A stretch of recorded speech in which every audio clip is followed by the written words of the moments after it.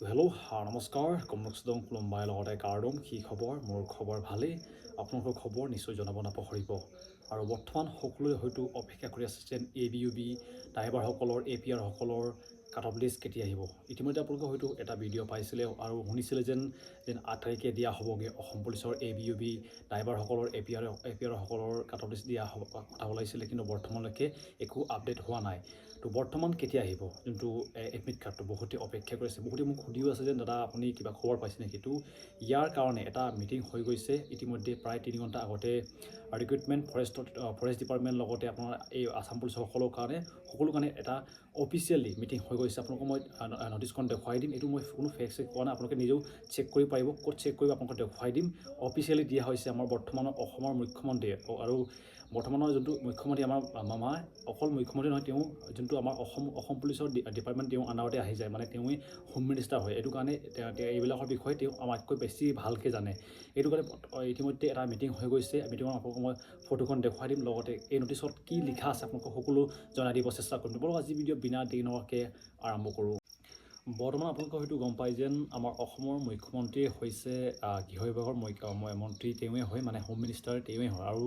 যিমানখিনি ৰিক্ৰুটমেণ্ট হয় আৰু অসম পুলিচৰ হওক বা বেলেগ বেলেগ ডিপাৰ্টমেণ্টৰ হয় তেওঁ আণ্ডাৰতে আহে আৰু তেওঁৱে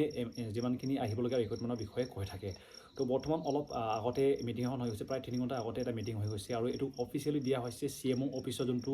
অফিচিয়েল টুইটাৰ একাউণ্ট তাতে দিয়া হৈছে কি লিখা আছে আপোনালোকক দেখুৱাই দিছোঁ আপোনালোকে স্ক্ৰীণত দেখিব ইয়াতে তেওঁ যোনটো মই চৰ্টকৈ কৈ দিছোঁ আপোনালোকে নিজে পঢ়ি চাব ইয়াত আমাৰ অসম পুলিচৰ লগতে ফৰেষ্ট ডিপাৰ্টমেণ্টৰ ৰিক্ৰুটমেণ্ট তাৰপিছতে যিমানখিনি পলিচি থাকে এইবিলাকৰ বিষয়ে তেওঁ লিখা আছে ইয়াতে আপোনালোকে দেখিব নিজে পঢ়ি চাব মই চৰ্টকৈ কৈ দিছোঁ ইয়াতে তেওঁ কৈছে যেন যিমানখিনি অসম পুলিচৰ ৰিক্ৰুটমেণ্ট তাৰপিছতে ফৰেষ্ট ডিপাৰ্টমেণ্ট এইবিলাকৰ বাকী যিমানখিনি ডিপ্লয়মেণ্ট আছে এইবিলাকৰ বিষয়ে তেওঁ আলোচনা কৰিছে বুলি কৈছে এটা আপোনালোকে নিজে পঢ়ি চাব পাৰিব ইয়াতে দেখিছে আৰু আপোনালোকে চেক কৰক এইটো CMO অফিচ বুলি আপোনালোকে চাৰ্চ কৰক টুইটাৰত আপোনালোকে পাই যাব আৰু যিমানখিনি মিটিং হোৱাৰ ফলত এইটো কাৰণে মই এটা মানে আপোনালোকক ক'ব পাৰিছোঁ যেন অতি সোনকালে হয়তো এডমিট কাৰ্ড নহ'লেও আপোনালোকৰ কাট অফ লিষ্ট আহি যাব পাৰে যিমানখিনি বৰ্তমান মিটিং হৈ গৈছে আৰু মই এটা শুনিছিলোঁ যেন এইবিলাক ৰেডি হৈ আছে বুলি কৈছে অকল CM ছাৰে ক'লেও হ'ব আৰু বৰ্তমান ইলেকশ্যনো আছে এইটো কাৰণে তেওঁলোকে হয়তো অতি সোনকালে আমাৰ পৰীক্ষাসমূহ পাতিব পাৰে এইটো কাৰণে আপোনালোকে বৰ্তমান পঢ়ি থাকক আৰু যদি নটিছখন আপোনালোকে নিজে পঢ়ি চাব বিচাৰিছে আপোনালোকে যাওক টুইটাৰত মানে এক্স যোনটো থাকে x.com তাতে আপোনালোকে পাই যাব CMO অফিচ বুলি আপোনালোকে চাৰ্চ কৰক ইয়াতে লিখা শুনোৰে আপোনালোকৰ অসম পুলিচৰ কাৰণে মিটিং হৈ গৈছে অতি সোনকালে হয়তো এডমিট কাৰ্ড আহি যাব কাট অফ লিষ্ট আহি যাব তাৰিখটো বৰ্তমান ইয়াত উল্লেখ কৰা নাই কিন্তু যিমানখিনি ৰিক্ৰুটমেণ্ট আছে তাৰপিছতে আপোনালোকৰ